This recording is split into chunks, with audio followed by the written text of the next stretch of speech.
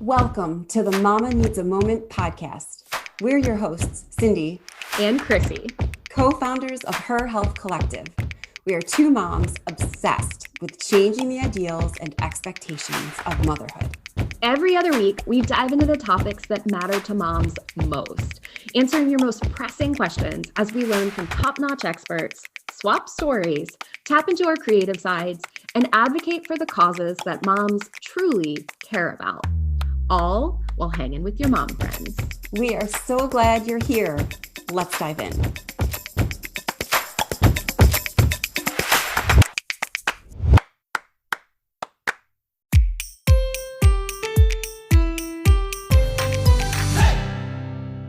We are so excited to be here with Kristina Dulaney today. Kristina is a registered nurse, perinatal mental health advocate, and founder of the nonprofit Cherished Mom.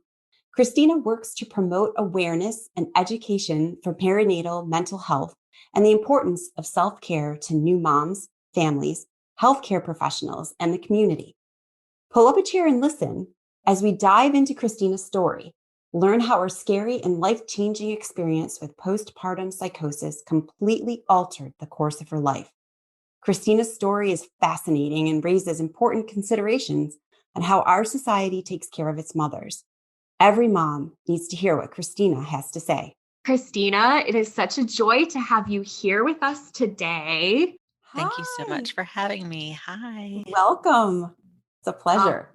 So good. So we're going to just dive in, and we're actually going to start with some rapid fire questions. We kind of do this Brene Brown style because we're both obsessed with Brene Brown.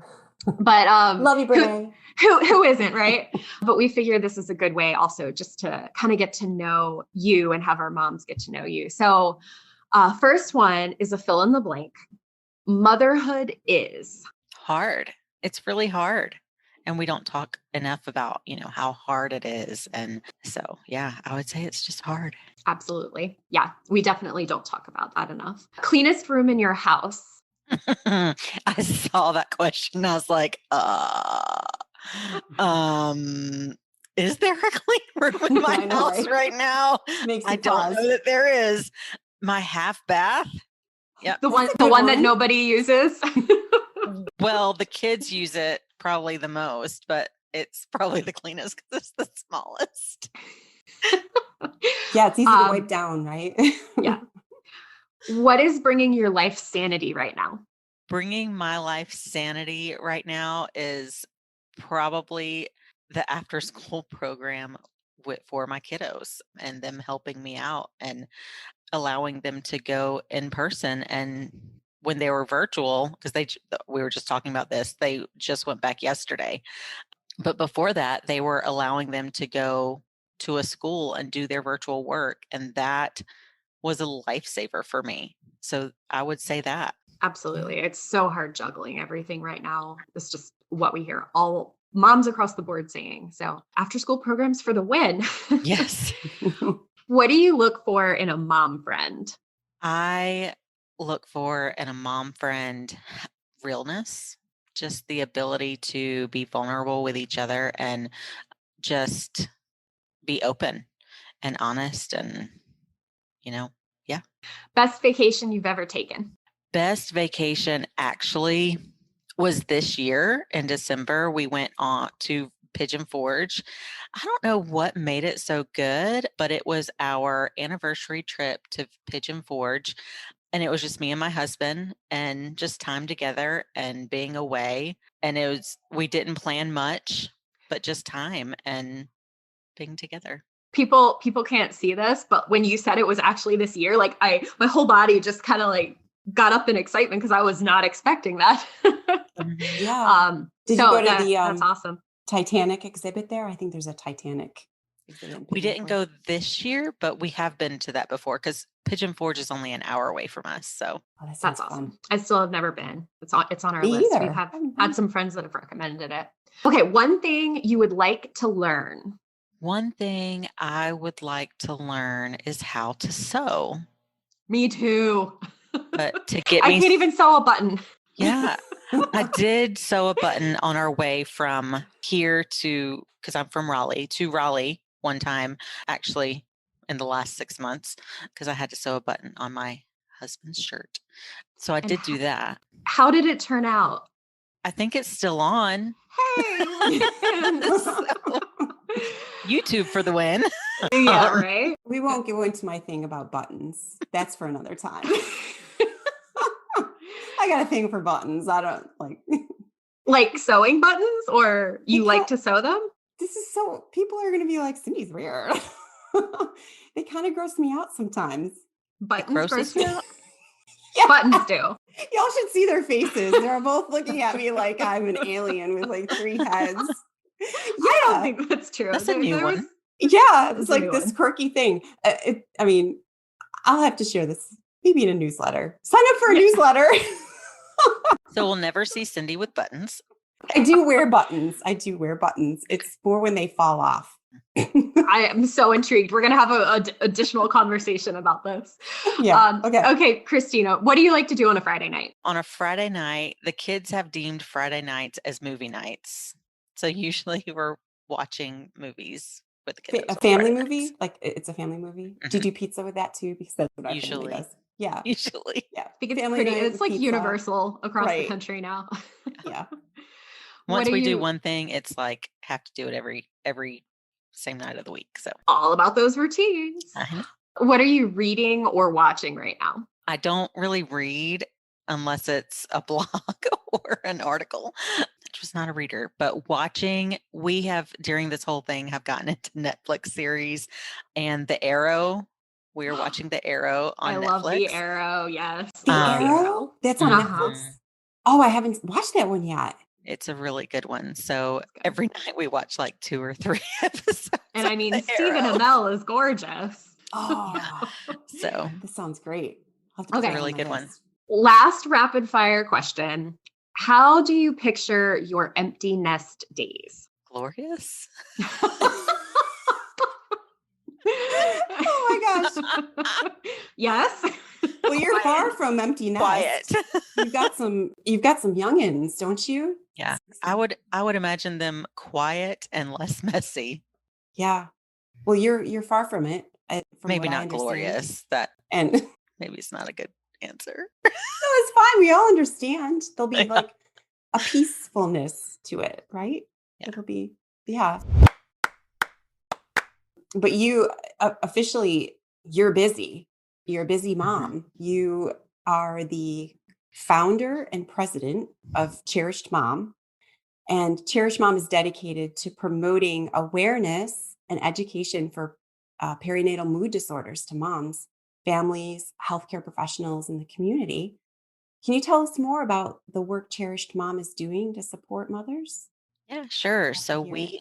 thank you. And yeah, so definitely was not ever work that I intended to get myself into, especially in the nonprofit space. But Cherished Mom, we have support groups and educational materials and resources, and we provide care packages and incentives after watching our videos. So we just are really dedicated to providing that education and support to moms and families, because that is just what we think is so vital and important around new motherhood. It's lovely. I love that. Can you tell us a bit about your own personal story and what led you to the nonprofit world and founding Cherished Mom? Sure. Yeah. So I had my own experience with the rarest of the mood disorders, postpartum psychosis. And I spent 2 weeks in the psychiatric unit after my second was born when she was 5.5 months old. And I tell people, I never reached out for help, even though me and my husband, talked about it a couple times, and I had the risk factors. I had the signs and symptoms of postpartum depression. It was never diagnosed.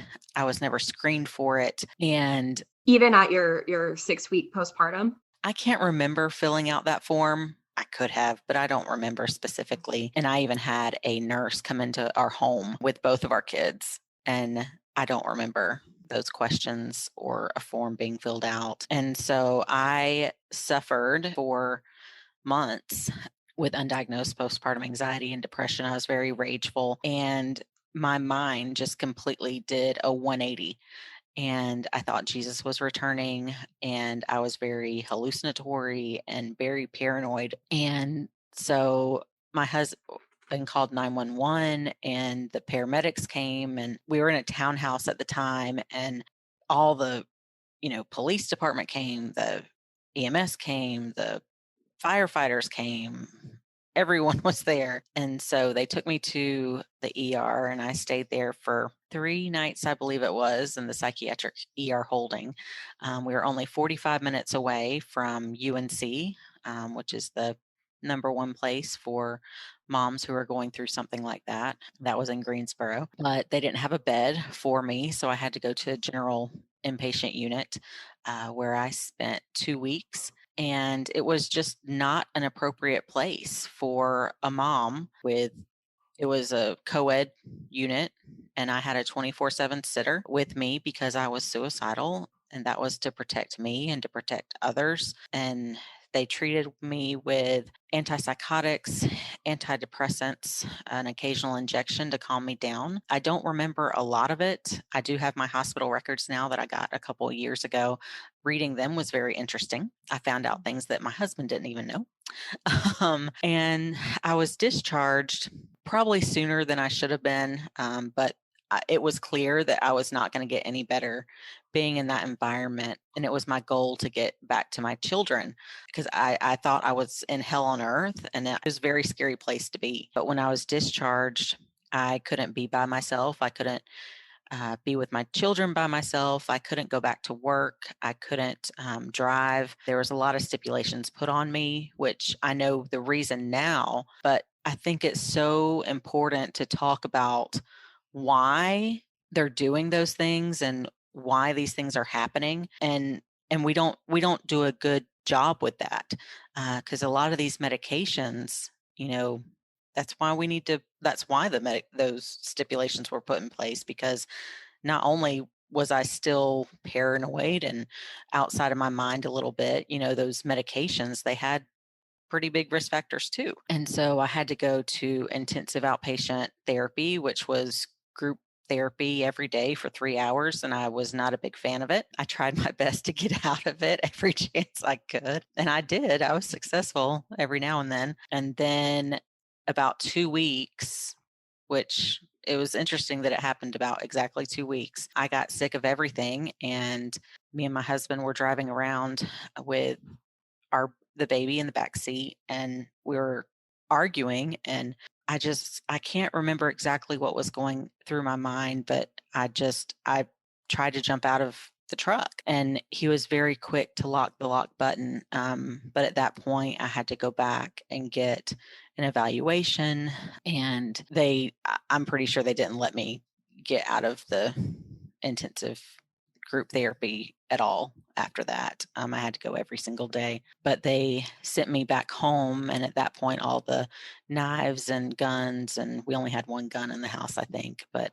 all of it was removed. If I needed a knife to cook, I had to ask for it. I didn't get it back, or they weren't put back where they would normally be until we moved 8 months later. And that was to Tennessee. And so it didn't take me long to start sharing my journey with postpartum psychosis, which is what it was. I don't know if I had named it yet, but because I had never heard of it. And when I followed up with my OBGYN, and because I thought that would be important, and I told him I'm a registered nurse, I didn't know anything about this. I didn't learn about it in nursing school. He hadn't seen it in 10 years. And he told me that's a heck of a way to find out about it. And I didn't know any better of how to respond at that time. And it didn't really affect me until about 2.5 years ago when I said, this is not okay. Women need to know what to look for. Their partners need to know what to look for. We need to be talking about these things, and we need to normalize this conversation. And so I'd already been telling my story for quite some time. And so I quit my job and I went into full-time advocacy, and it led me to, in a very short time, it led me to the nonprofit sector to start my nonprofit, Cherished Mom, and really to be geared towards education and trying to be really focused on being sure that all moms are educated about perinatal mental health. And so that is our primary focus, and not just education, but support as well, and kind of tying those in together. And so that is why I do what I do. And it's a God-given passion of mine. And I didn't go through what I did for nothing. I truly believe that. And I think that I've been given this story and am able to use my knowledge and expertise as a nurse to connect with the healthcare community as well. And so that's, why I do what I do. And I hope to, change the landscape, and not only just for moms now, but, for my own daughters, because they face a greater risk because I went through what I did. So. You mentioned risk factors. Can you just kind of very briefly touch on what some of those risk factors are?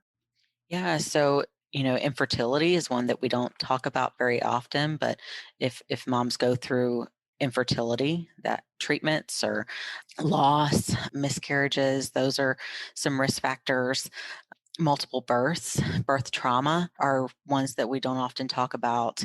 If they have a previous history of mental illness or postpartum depression with a previous birth, those are ones. Bipolar history in themselves puts them at a risk for postpartum psychosis, which I didn't have any history myself. I didn't have any history of mental health disorders, but I had a family history of bipolar disorder. So that puts me at risk. And that's just a very important piece of the puzzle is family history, especially the bipolar piece. And there's a lot we don't talk about as far as risk factors.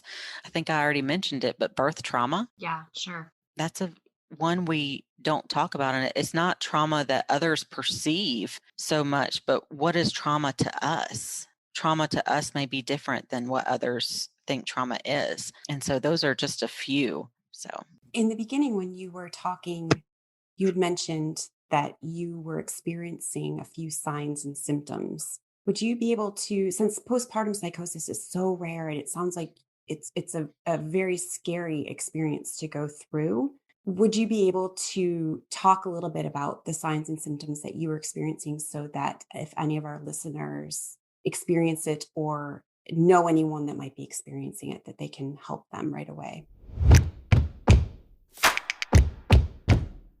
This episode is sponsored by Her Circle, the supportive and welcoming community for moms created by Her Health Collective.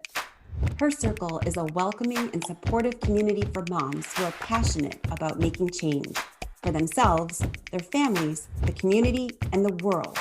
Together, this village of women are revolutionizing the way moms take care of themselves.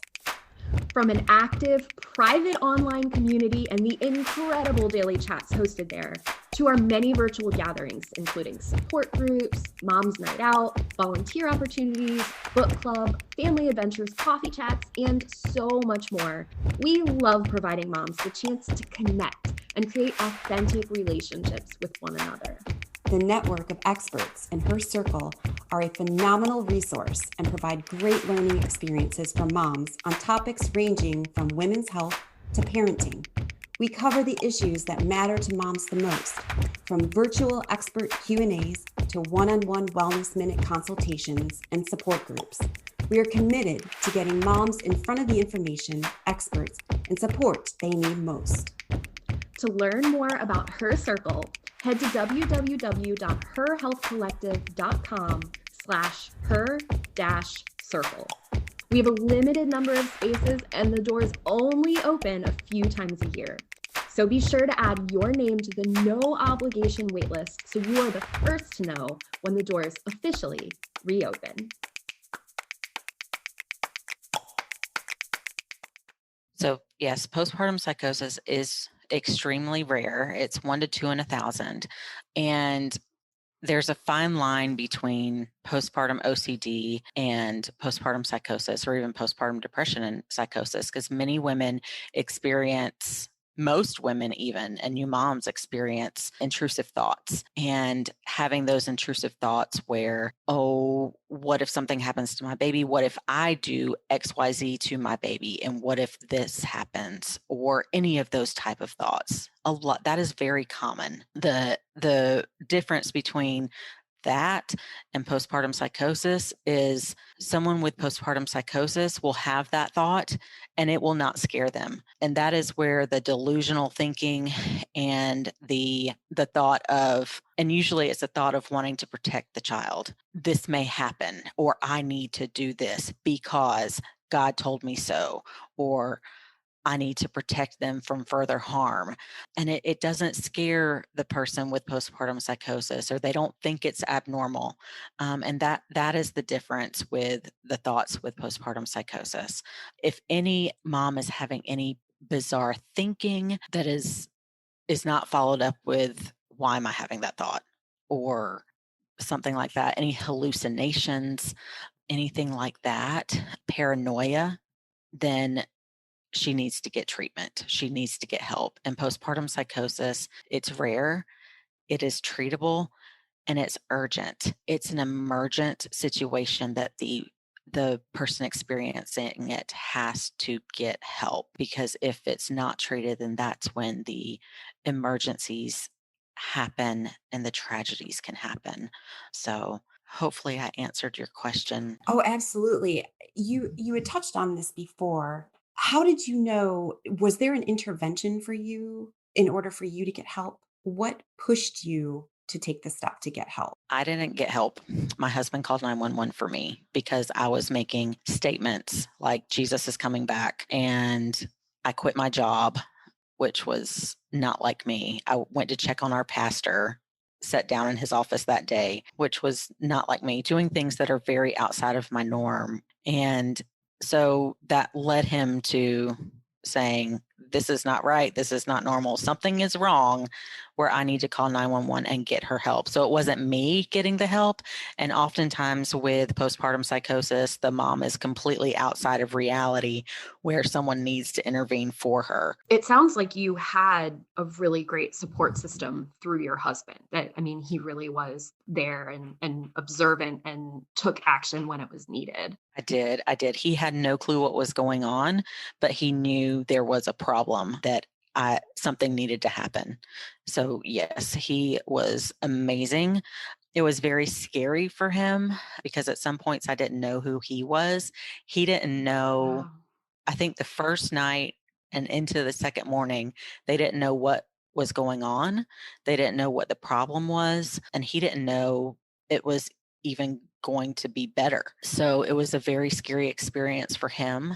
And he even spent the first night when I was in the ER, psychiatric ER, in his truck in the parking lot because he couldn't stay with me. So it was a very scary experience, not just for the mom, but for the family as a whole. And so, yeah, I think, there needs to be so much more support around women that go through this and their families, more, kind of holding their hands a little bit, Yeah. letting them know what's going on. Because And there's, education too. yeah. Just awareness of the issue. What does treatment like? Is treatment indefinite? Like it needs to continue on indefinitely? What does that look like? So I went to the intensive outpatient, and then I got my own therapist and psychiatrist after about 3 or 4 weeks of the intensive outpatient program. And I had to be on antipsychotics for about a year. And it's different for everybody, but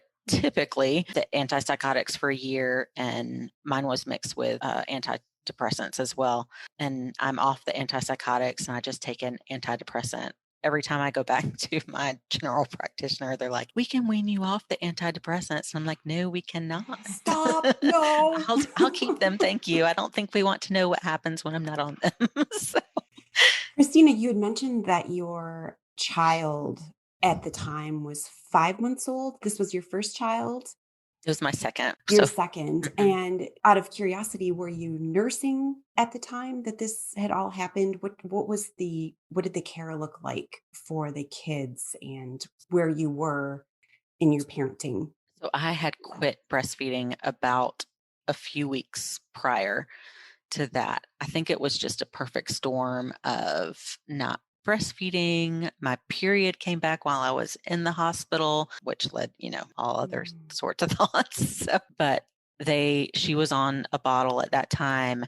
And so, the care, my husband was working, and fortunately his job at that time was very, very understanding. He would come visit me before he went to work, during his lunch break, after he went to work, and then he would have to go get the kids from daycare and go back home and take care of the kids, because he could only visit me during those times for, I think, 30 minutes at a time. And our family was coming in from Raleigh and Tennessee every other week, trying to help out the best they could. And, that's the other thing about, caregiver leave. We call it paid parental leave, but better term is caregiver leave, because once you get that far out, if a mom is experiencing that, or a parent, if something happened to my parents, I would become their caregivers. So, we need better caregiver leave so we can take care of what is going on within the family unit as a whole. So I think one of his coworkers donated a week that he was able to use, but he was still working pretty much the entire time, and it was a lot. Gosh, sounds like your story is just mind-blowing and emotional, and thank you for being willing to share it, and for all of the work that you do and advocacy work that you do. It's so important, the education piece, the awareness, and the support. You mentioned women needing this hand-holding, and it's so true. It's such a stage of life that is so new and so novel and so uncertain, and especially if a woman is facing any of these mental health issues, then it really is. You are the recipient of the prestigious 40 Under 40 award for the efforts in your community. Is this the pinnacle of your career? What comes next? I wasn't expecting it, but I was truly honored, and I think it goes to show how important this work is, and it is certainly thankless work. And I think that it was just a way for the community to say thank you, in a way, and a little pat on the back to keep going, because until my daughters have a place to that's appropriate to be when they have children, I ain't stopping. And we're not there yet. And so I think it was just an encouragement is what it was. Wow. How did they tell you? Did they come and knock on your door, and they had balloons and confetti and a big check? Yeah, that's what I was thinking. Like Publishers Clearinghouse. Yeah. Cynthia has high expectations. I know, right? Let's celebrate. This is a big deal. No, it was a phone call, and to let me know. And I was like, it was exciting. It was an exciting phone call to get. And I kept it quiet for a long time. So until we actually had the ceremony, and we got all dressed up, and my mom came in, and it was just a fun evening out. And then you were in the local paper, right? Yes, it was in their magazine. So good for you. Yeah, it was fun. Such an honor. Yeah. So if you had a magic wand and you can wave this magic wand and change one thing about postpartum care in our country, what would you want to change, and why would you want to change it? I, would want to change the way that I would want to change everything about postpartum care. Just the way that women are treated after they have a baby. That's it. Because if we can change that, and the stigma around it, because once women have a baby, it's all about the baby, and we forget about the mom. But there's a mom, and she just pushed a giant watermelon out her vagina. I know, right? She needs care. She needs support. She needs healing, and she needs a community and a village. And we have forgotten about that. I mean, we have women dying. We have women forgotten about. We have babies growing up without their mothers, and it's just not appropriate. So I would change it. You're like, what wouldn't I change? Well, I mean, especially when you look at other countries and just where the United States is in comparison to so many other advanced nations, and other nations have it all right either, but there's a lot of ground that we need to cover here in the US for sure. Okay, Kristina, it's truth time. Oh boy.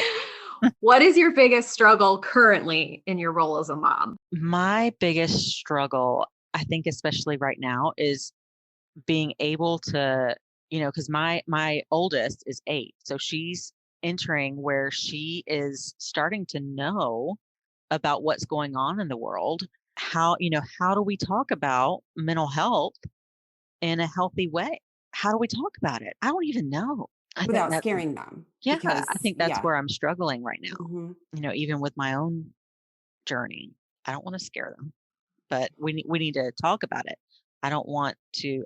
So, where do we try to get that, open communication and not being scared to talk about anything and everything, and, the mental health, and yeah, I don't think we do a good job as a society teaching parents how to talk about these things. Yeah. And I feel like you're really right at that age too, where you're trying to set the relationship up to go into the preteen and adolescent phase and have an open line of communication. So it's like, it feels like a lot of pressure to get that open line of communication going. Yeah. Yeah, because it grows into so much more communication. I mean, as they start to get older, then you have the body changes, and then you have the drugs and alcohol and all of this stuff that you need to talk about. So, yeah. Why weren't they born with manuals? I mean, Uh, Yeah. Kristina, you're doing such amazing work. We would love to have our moms know how to connect with you and find Cherished Mom. You're in Tennessee, but do you do work elsewhere? Tell us more. How can we Yeah. find you? Yeah, absolutely. So we are in East Tennessee, but with everything being virtual right now, we are virtual as well. All of our support groups right now are virtual. We're just waiting for the day we can go in person again. But I think a lot of even our specialty groups will probably remain virtual. So we are on all the social media platforms, mainly Facebook and Twitter and Instagram, as cherishedmom.org is our handle. And our website is cherishedmom.org. And our email is info@cherishedmom.org. So you can connect with us in that way, and feel free to reach out to us with any and all questions you may have. It's been such a wonderful time that we've shared with you, and hearing your story, being so vulnerable is just, it's difficult, but I want you to know how great it was to hear it, because it helps so many people. So we're really honored to have you here. Thank you for your time. Thank you, Thank you for Kristina. having me. Wow. Kristina's story is incredible and really forces you to stop and think about the ways our current system of care fails to adequately support mothers. Here's our 3 takeaways from our conversation with Kristina. 1, education is vital to new mothers. They need to be made aware of issues like postpartum depression, anxiety, and psychosis. Our society as a whole needs to do a better job letting new mothers know that these issues are urgent, that support and treatment are available. Organizations like Cherished Mom and Postpartum Support International are great places to start. 2, the education can't stop with mothers. Family members also need education on postpartum mental health. Many mothers may not recognize what is happening to them while they are in the thick of it. They need to have a solid support system in place that is educated on the signs and symptoms to look out for. Our society as a whole needs to improve the ways in which we screen for mental health issues. 3, many new moms experience intrusive thoughts, such as, what if I drop my baby? There is a fine line between postpartum OCD, postpartum psychosis, and even postpartum depression. While postpartum psychosis is extremely rare, 1 or 2 in 1,000 will experience it. Perinatal mood and anxiety disorders affect up to 20% of women during pregnancy or after birth, making it the #1 complication of childbirth. These are difficult topics we all need to be aware of, and it's long past time to erase the stigma that surrounds mental health issues in this country.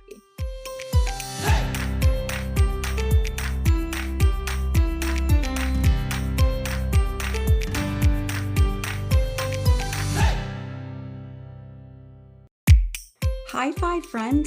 We had so much fun with you. Be sure to hit that subscribe button so you never miss an episode. And don't forget to leave a review. We love hearing what you have to say. Until next time, stay true to you.